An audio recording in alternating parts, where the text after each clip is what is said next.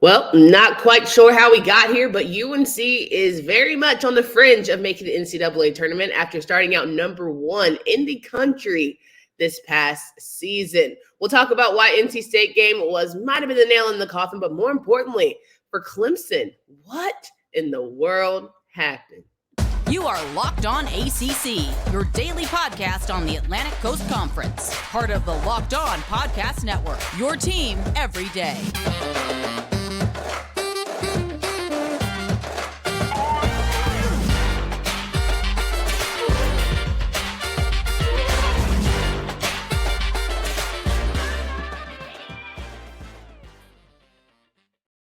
What's up, everybody? Welcome to Locked On ACC. I'm your host, Candace Cooper, joined by Kenton Gibbs. We rock and roll each and every day. So excited to have you with us once again. Make sure you check out all of our friends here at the Locked On Podcast Network. But more importantly than that, all the avenues that you can find us wherever you listen to podcasts, as well as YouTube. We are 74 friends away from being at 1,000. Super excited about that feat. We've been working really hard to get there. So make sure you tell a friend to subscribe to the pod. Also, today's episode is brought to you by LinkedIn. With LinkedIn Jobs, you can hire qualified candidates more efficiently by matching open roles with people who have the skills, values, and experiences to help you achieve your 2023 goals. Post your job for free at linkedin.com/lockedoncollege. Terms and conditions do apply. Kenton, how are you feeling on this lovely Monday?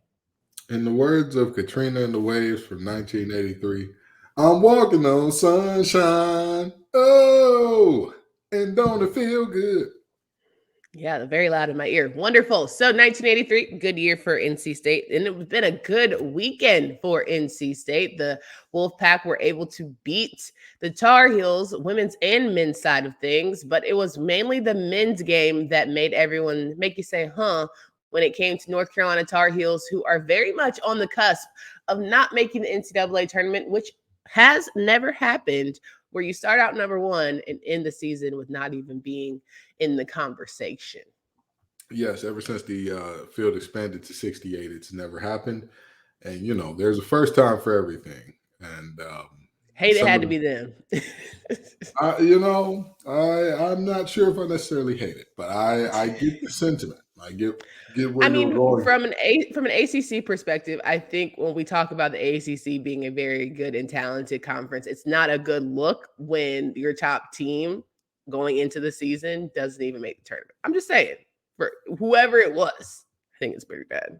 I mean, hypothetically, yes, but also we've had a lot of teams that were not supposed to be good emerge into very good teams. Like if we're being quite honest with ourselves, first of all, UVA, who wants to see them? And I'm not saying that they're a team that wasn't good that emerged into being good, but I'm saying who wants to see them in the tournament, right? Like who's like, ooh, that's the matchup I want. That's a game that we know we'll beat them by 30. Ooh. If you're looking around the conference in general, everybody says that the tournament is about guard play and experience. Well, in that case, who would want to play NC State with that dynamic backcourt that they got? And if they get hot, who? Lord knows. Katie Didd's at the doorstep. It's pretty much over there. I wish I could throw Clemson in this group, but that would just be very disingenuous of me.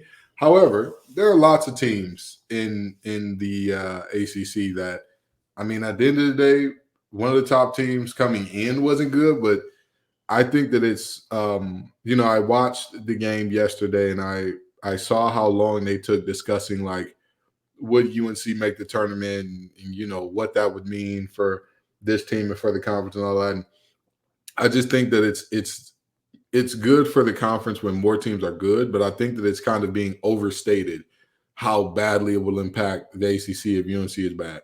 It's one team. The conference will be okay. Last year we were allegedly. You think so? Yes. If UNC is not in the conversation, I don't think that that's a great look for our conference, only because everyone likes to play the whole, well, politics will get them in. It's UNC, it's the big brand, they'll get in, da da da da.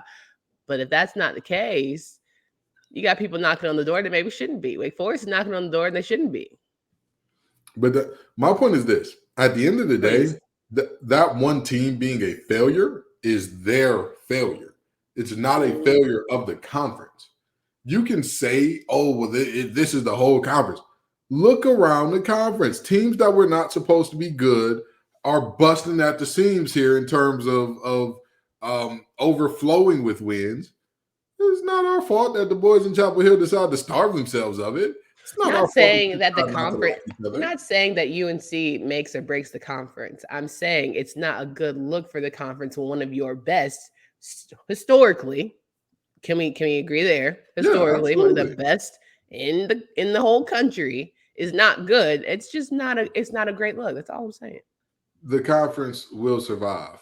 They will, as long as they know how to love. They know they'll stay alive. No, but seriously, the reality of this is very simple. Again, don't matter who you are, who you were in the past. We're not talking about Jordan and James Worthy walking through that door. We're talking about 2023. Y'all, everybody will be okay without that team making it. Now, objectively speaking, is it a great look for the conference to have a number one team preseason and then come in and have them not make the tournament? No, it's not a good look. But at the end of the day, again, everybody will be okay. So, okay, all right. NC State won a great game yesterday, 77-69 against the Tar Heels. It was very much a team effort. Everyone ate there. Jarkel Joyner certainly started the thing with a whopping 29 points. It was just fun, team chemistry, high energy. We owe y'all a lick back type of basketball, which frankly, I enjoy. I love to see people say, okay, don't even worry about it. We're going to see you again. And when we see you again, we're going to make sure you realize that you shouldn't have won the first time. And I personally enjoyed the game. You know, Armando Bacot, where'd the shades go? Didn't see the shades in your post game. There's a lot of shades when folks were being taken out on stretchers. When everybody leaves the game healthy, no shades. But anyway, this game was one that I very simply look at, and I really do say, when I talked about NC State all year in terms of how they've been getting their wins and whatnot, I say that this is a team that is very, how do I put this? Very unselfish. It's never about, oh, I need to take the shot or he needs to take the – it's about who has the best shot, who's open, who can make something happen with the ball. And not only that, this team is filled with guys who, whatever their role is, they're happy to play it, you know. And having Jack Clark come back and take a lot of Greg Gant's minutes, you would think that Greg Gant would hang his head, be defeated, and all that good stuff. No, that man was the first one off the bench. Every time the players came to the bench and all that, he was the first one jumping up and down when they hit big shots. And I'm going to tell you what, that Jarkel Joyner 3 is going to be playing in NC State hype videos for the next 10 years. That 3, that was the dagger. You know, the NIT chance going into PNC. Wow, what a time. What a time.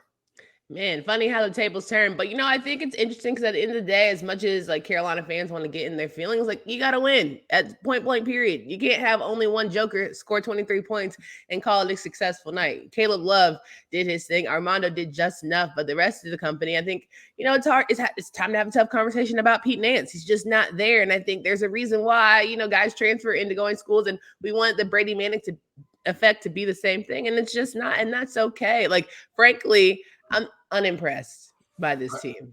And I'm just ready for the season to be over. I think that Coach Keatts needs to get a little bit more love than what he's gotten this season because, you know, early in the season, everybody was screaming for him to be gone and whatnot. And, there's nothing there and da-da-da-da. He's just a recruiter, but he can't recruit with the best in the ACC. Well, it looks like he can. I mean, the guys out of the transfer portal who have been showing up massively, all of which have shown up massively.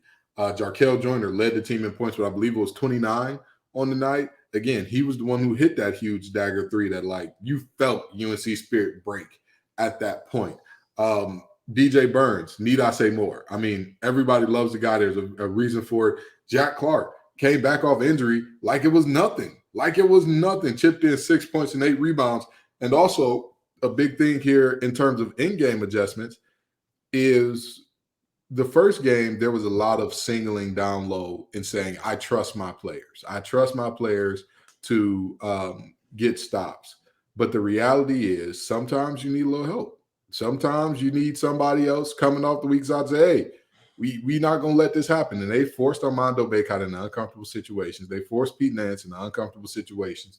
And, of course, when you do that, you know that Caleb Love might shoot you out the game, and RJ ain't going to want to shoot the ball. So, you know, the recipe is there. Plenty of teams have used the recipe, and that recipe may be what sends UNC to the NIT. 100%. But I am going to make a final point here about some of the NC State folks that it has to come off my chest. But first, as small business owners or hiring managers, know that success in 2023 all depends on the team members you surround yourself with. That's why you checked out LinkedIn Jobs. With LinkedIn Jobs, you can hire qualified candidates more efficiently by matching open roles with people who have the skills, values, and experiences to help you achieve your goals. LinkedIn Jobs helps you find the qualified candidates you want to talk to faster. Post your job for free at linkedin.com/lockedoncollege. That's linkedin.com/lockedoncollege to post your job for free. Terms and conditions do apply. We're talking with Kenton Gibbs here about, the NC State UNC debacle that happened on Sunday, and whether or not UNC is even going to make NCAA tournament. And one of my final thoughts here before we wrap up and talk about the rest of Saturday's games here is I think that it's crazy, or it's always funny and interesting how much the media, especially local media, try and act as if they are not in on this rivalry and not like really going in on players. And I'm like, maybe we could just keep it on the game. You know what I'm saying? Like the X's and O's, Keatts outcoached Hubert Davis. We think it was blah, blah, blah. I'm happy for, the guys that do really well instead of piling on to the guys that didn't win the game. But that's not really a thing here in quote unquote rivalries, non-rivalries. It's just, I guess, it's just really lame to me. That's just my final thoughts. Teams don't like each other. That happens. Not about the teams. I'm talking about the media, not the teams. The players don't. Whatever. The players are the players. But I think the way the media be trying to act like they don't want to gas it is just really strange to me. Well, what do you mean by that? Can you elaborate a little bit there? I feel like the way that some media be like talking to people where I'm like, you would never say this to this man's face. You guys act as if you don't care about this rivalry and it does not a big deal. But I'm like, I think you have this like chip on your shoulder as well as maybe a graduate, maybe a former fan, whatever, what have you, that you just can't just let the game be the game. Like you elevate conversations and negative, talk, especially on the Twitterverse. You elevate it and like almost chime in on it and then want to cry like, oh, well, they're not being classy and do X, Y, Z. It's like, you're right there with them, pal. You're right there with them. All right. Yeah, I think that class and decorum are always overrated in sports anyway. I think it's super overrated. Anyway. Yeah, for sure. I'm just one of those people that believes, hey, you do it if you don't like people talking about you, stop them. If you don't like people running up the score, stop them. If you don't want people talking about, at the end of the day, if you are whooping the wheels off folks, if you are dominating in the end and all that, what can people say about you? Sure, you say whatever you want, but make sure when you throw whatever you're saying on me, throw conference champ on there, throw national champ on there, throw all these things on there. Don't just say, oh, I'm such and so. Say, and my car is ugly. Say I'm such and so with the ugly car who got a couple rings on. But then people want to say, oh, well, you guys are talking about like in the past, talking about right now, blah, blah, blah. Like if Carolina were to be like, yeah, y'all chant NIT. However, y'all are way more frequent participants in that bad boy than we are. Then it's like, oh, let's tussle. You know what I'm saying? Like, I just think it's very, I get it. And guess what? UNC fans can go there. However, James Worthy, Ty Lawson, Michael Jordan, all those teams, they're not walking through the door. Why do you say that though? Why do you say that though? Because like we don't know this team currently, yes, but for future, why are we automatically going to like UNC is gone now? It ain't gonna be the same. Like it's weird. It's weird. I'm not saying whether or not they're gone or what's going on. You just said they're not walking through the door. I'm saying they're not walking through the door for this year. Of course not. Everybody in my let me tell you something. The high school I went to was not very good at sports when I got there. They were a team that pumped out a Division I player here and there, pretty good players, never really won much. Our rival used to whoop the wheels off us and had a state championship before we had one. And it was like, what? And then all of a sudden we start whooping the wheels off them and everybody's like, oh, well, y'all aren't that good. Y'all just got good. Doesn't matter if we just got good. If we just got good, if we were good yesterday, I have nothing to do with the players of the 90s. I have nothing to do with them. buddy, we literally went to the national championship last year. You're bringing up Michael and James Worthy as if they didn't have them jokers in the national championship last year. Like, I feel like people are acting like UNC is some bums because he had one bad go does not make, the whole thing go to crap.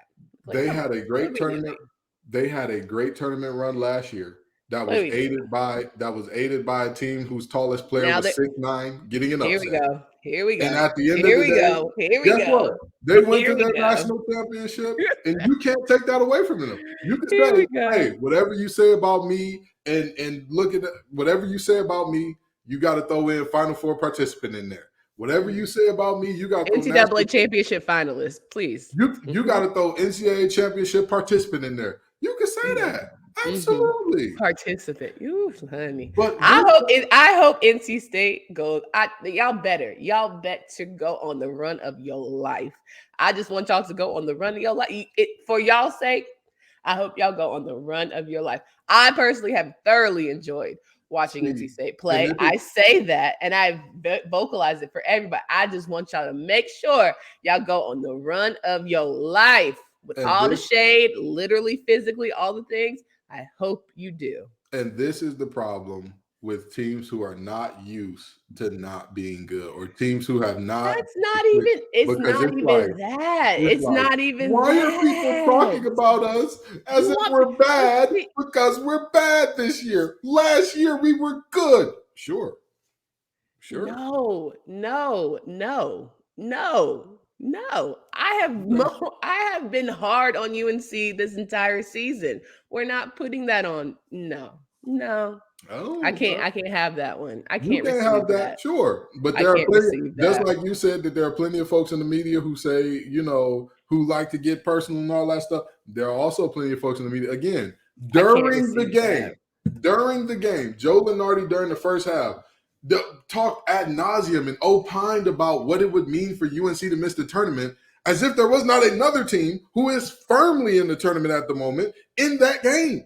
As if there is not at least 5 or 6 other teams. Well, the Mountain West is better than this conference, and Sure, I'm not mad at you saying the Mountain West is better than this conference. If they are on paper, they are on paper. I ain't about to argue with you about that. But now let's get back to the game. If you had 5 national championships, I'm sure people would be opining about you as well. That's just the nature of what this beast is. Like, we got to call the spade here. But here's the thing, right? No. Can you agree or not agree? I disagree. Okay. If we were looking at football, how many national championships does Michigan have? Okay. But when they were down, if you were watching the Michigan-Ohio State game, people would be in your behind like nobody's business. If you sat there and opined for all this time, well, Michigan not being good is just, this is going to hurt this conference is almost as bad as the Pac-12. People would be in your behind, and rightfully so. Because guess what? You can talk about the team that's been historically good. Sure, fine, go for it. But at the end of the day, that team is one team. You still have a bunch of other teams who are going to make it. So talk about them a little bit. Or at the end of the day, hey, this team ain't going to make the tournament. So what's it going to be when NC State doesn't win a national championship? What is going to be the reason, the excuse, the whatever? Like, how are they going to be postured in, the grand landscape? If NC State doesn't win the national championship, then they just didn't win the national championship. Oh, okay. I don't understand what the problem is here. Okay. All right. So it's just not a big deal. It's whatever. It's fine. Okay. Got it. Again, no. What I am saying here, Okay. What I am saying here is the same thing. Ask me the same question for Clemson. Ask me what happens if Clemson doesn't win the national championship. Ask me what happens if Louisville doesn't win the national championship. I want to talk about Saturday basketball. How about you? Let's do it. Let's do it. It doesn't all matter. I'm saying is you brought in the media and the fans and the field. You want to sit here and say, they don't win. Like, okay, all right. I don't get what you mean by that. There can only be one national championship out of 300 teams every year. Like, what are we? It's just not a big deal, right? It's just whatever. Like, that's just not the standard we have set for ourselves. You just celebrated a UNC team that last year was the national championship. What are we doing? That's the standard is getting to the national championship, right? For UNC. That's okay. So is that so that is the standard. So getting to the national championship and nothing less is the standard. Okay. Yes. All right. Okay. I got You don't think that about UNC? I got you. I got you. You don't think going to the national championship is the standard for North Carolina men's basketball? See, here's the thing, right? Is that the No, standard that people think? It's a yes or no. It No, doesn't. Okay. no. Guess Okay. what? Here's what I look at as a standard, right? Cuckoo clock. The clock is cuckoo. So here's what I look at as a standard. Nick Saban and Alabama went to a New Year's Six bowl and beat the brakes off Kansas State. Would Alabama fans say they had a good season or a bad season last year? Bad season. That is what I mean when I say the standard. If Hubert Davis would have went to the Elite Eight and lost last year, do you think UNC fans would say he had a bad season? Yes. Okay. You're a cuckoo clock for real. You obviously have never spent time over on the side of UNC anything, so it's fine. I get it. No judgment. It's fine. Mm-hmm. Cool. If you're looking for a delicious treat, I'm trying to tell you, get you a Built Bar as I try and walk back. Kenton saying that North Carolina is national championship is not the standard. Cannot wait for people to hear this episode. Cannot wait, because your cuckoo clock is on another one. We just got through the holidays. We're here ready for March Madness, and things are going to get buck wild. And if you want to buckle up, make sure that you have a delicious treat right by your side. Healthy is actually tasty with Built Bar. What makes Built Bar so good?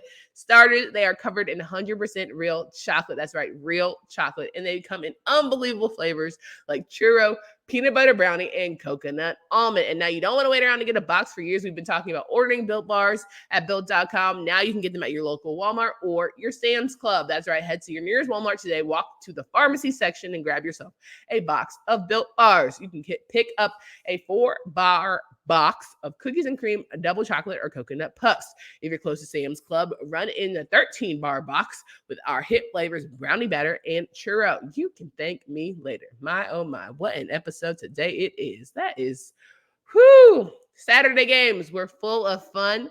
Virginia, another close one, squeaking by 57-55 victory. Virginia's starting to feel like Clemson to me. Y'all keep playing with y'all food. You're going to mess around and get upset. Find yourselves in a bad position when it's all said and done. I'm just saying, don't put yourself in a bad spot. Just don't do it. Reconsider. This UVA team, you've talked about it ad nauseum in terms of being a team that when they're really rolling, they're really good, they're scary. They're very good. They've got it going on and they give teams problems. However, having extremely close games against Louisville and Notre Dame heading into tournament time is not what you want to see. 100%. Those are two. I don't care how much better everybody thinks Louisville has gotten. And shout out to Coach Payne, because that team has gotten a little better in these last few games. Absolutely. May have saved his job with this most recent win. But with that being said, Bennett's boys need to get it together. I understand that the defense is where they live. That's where they eat. That's where they feast. I understand that a win is a win is a win. Sure. But letting bad teams stick around and letting bad teams stay within arm's reach is not a recipe for success. It just ain't. 1,000%. Another game that we want to highlight here, because what in the world is going down? Virginia Tech beat Pitt, my lord, 79-72. Pitt, my dog. I told you can't do it. Shouldn't do it. Reconsider. Virginia Tech, I'm back on the wagon. Told y'all, ACC tournament. You never know. You never know. The Hokies might mess around and win that whole bad boy. What did Vegas know? Because Virginia Tech came into this game as 3-point favorites. And I'm like, wait, what? Pitt has been one of the best teams in the conference all year. Virginia Tech has underperformed wildly all year. Who was getting paid? Who was Grant Basile. He said, I need another 20-pointer. This year, there are no easy wins in the ACC. This is, if you want to get yourself a win, you've got to show up prepared and you've got to show up ready to fight and battle. These aren't teams that are going to roll over and don't have no pride about themselves. All these teams are going to compete. All these teams are going to battle. And we saw that in this game with Virginia Tech taking a pretty commanding win over Pitt, who has, again, been one of the best teams in the conference all year. I think it's very hard to play in Blacksburg, and I think anytime you go there, there's a sense of pride. You know, of course, they have gotten some losses there. But for Virginia Tech, especially knowing who's coming into the house, they definitely play up. Pitt definitely played down. And now you put yourself out of first place in the ACC. A lot of games still left. Very few, but still, there's still games to be played. But you definitely want to put yourself in a better go. And for Pitt, for Virginia Tech especially, that should feel like a boost of confidence that if you get the automatic bid, you'll be in the ACC, you'll be in the NCAA tournament. And then, well, UNC will definitely be going home because they need to win that as well. Here we are, though, in my favorite game to recap. Clemson. What happened? Louisville saying, I'm going to win a home one if I be damned. The Fighting Kenny Paynes figured out how to win a big one and finish it out and win handedly 83-73 victory for the Cardinals over the Tigers. And I'm just excited that L. Ellis gets a good one. I feel like this team was just desperate for a win. They figured out how to do it. Now just keep building on the momentum. I don't think they'll have a great run personally, but it's still like okay, don't let me go just yet. There's still some spark there. So I'm going to tell you this, okay? They have had a great run this season. They have been getting better. They have been improving as of late. However, I think that the slipper comes off and the carriage turns back into a pumpkin because they don't have, and I had to look this up to make sure that this was correct. They don't have a single road win all year. And their next two games are on the road with Virginia Tech coming to their place and then Virginia on the road to end this season. The Fighting Kenny Paynes, they looked at Clemson and they said, this may be our last chance to get us a conference win here. Let's see what we can do. Let's see what we can do. And they found a way. Yeah. Clemson, Hunter Tyson, I'm at a loss for words. I am baffled. And guess what? This is a moment where I say that this is bad for the conference. This is really bad for the conference in that one of your top teams loses to a team who lost to Bellarmine. This is a moment where I'm looking around for the conference saying, oh boy. This is going to hurt your net, your Kempine, all that stuff. It's going to make you look terrible as a conference because, again, y'all should be whooping the wheels off Louisville. And this is what happens when you come into a game assuming, well, we're here. This team's going to give it up. Yeah, they're going to give up a whooping. They're going to give up. You're going to walk in there thinking that it's sweet, and they're going to give up an L. And that's what happened. That's what they got. Clemson, disappointing to say the least. Well, I think it's good for Louisville to show that progress you can always turn the page. You can always make things better. Yes, with all the net statistics and blah, blah, blah, it does hurt for the conference, but good for Louisville for not giving up on their season and throwing in the towel. They have another opportunity tonight. They play against Duke at Duke in Cameron. I think it's going to be a high energy crowd. Maybe this is just the spark that they need, the high energy, the high intensity, small gym. Maybe it'll be good for the Cardinals to try and knock out 2 in a row. What say you? Why not? I think Duke and Clemson's a better team than Duke. They are. However, again, not a single road win all year. Their 4 wins came against First half for everything. You're right. You're right, because they didn't have a conference win until Georgia Tech a couple weeks ago. So you're not wrong. You're not wrong. I'll give you that. However, I just don't think that this team has it in them. I don't think it's in their momentum. Build on the momentum, guys. I hear you. And you know what? Their last road game in conference against Miami was one of their closer ones on the season. But that's the exact problem. A 8-point loss was one of your closest on the season in terms on the road. Before that, a 34-point loss to Pitt. Before that, a 14-point loss to Notre Dame. Before that, a 10-point loss to Buffalo. You don't like talking about the past, right? So let's focus on the future. The future is they're on a 1-game win streak. And that's what we're going to do. And that's what we're going to do. We're going to celebrate the win streak, and we're going to think that they can keep going. L. Ellis and company, I hope they continue to ball it up. Kenny Payne and company, I hope that the streak turns to 1, turns to 4, turns to, I hope it turns to all the good things. However, shock 'em, baby. Miss Vicky Green, one of the greatest teachers I've ever had, told me the best predictor of future behaviors is the past. You know what? We're gonna let the show end on that. Thank you, Miss Vicky. Thank you, Miss Vicky. Because we don't need no more controversy on this show today. We want to walk away being friends. We For call it Candace misery, Cooper. but I appreciate it.